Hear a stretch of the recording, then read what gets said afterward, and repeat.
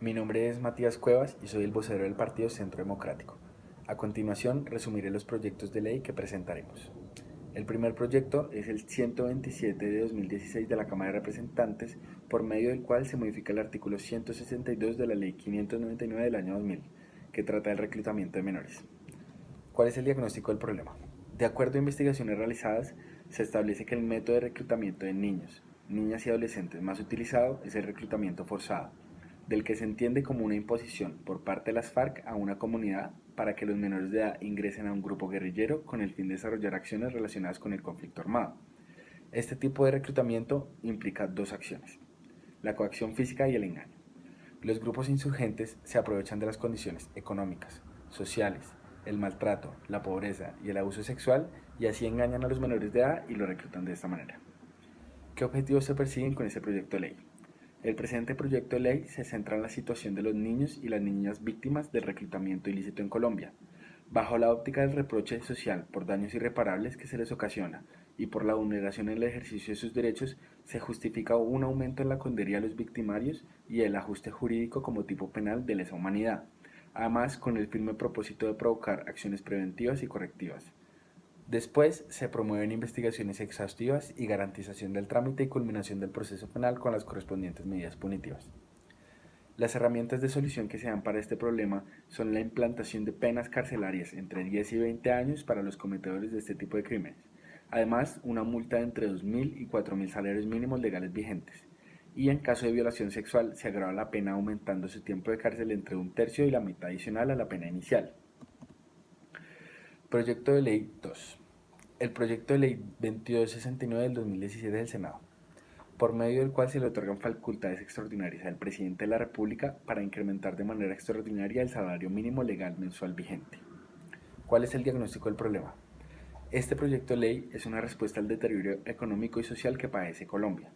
Se le propuso al país una política de transacciones para mejorar la economía y el tejido social, en la que se incluye aumentar el salario mínimo de los colombianos por una vez y de manera sustancial.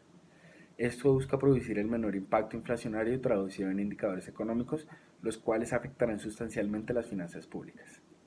¿Qué objetivos se persiguen con este proyecto de ley?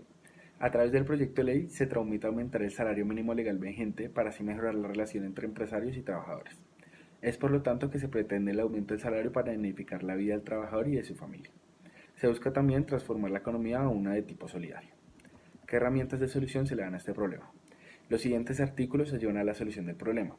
El artículo primero le otorga las facultades extraordinarias al presidente de la República por un término de 6 meses para así poder expedir normas con fuerza de ley, tales como el incremento del salario mínimo legal.